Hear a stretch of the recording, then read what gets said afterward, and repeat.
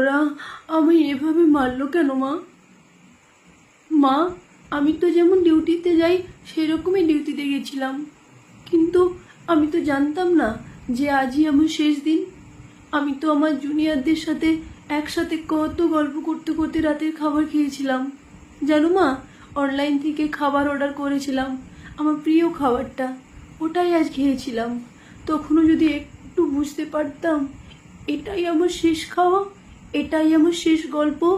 ডিউটির বাঁধনে আমি যখন ক্লান্ত হয়ে গেলাম মা, আমার চোখ দুটো ঘুমে বন্ধ হচ্ছিল, একটু শরীরে ক্লান্তি মেটাতে গেলাম, তখনও যদি বুঝতাম মা সারা জীবনের মতো বিশ্রামে চলে যাব, তখন ভোর রাতে আমি ওয়ার্ডে একা, ভোরের শীতল বাতাসে আমার একটু ঠান্ডা লাগতে আমি লাল চাদরটা ঢাকা দিয়ে একটু চোখ বন্ধ করেছিলাম মা।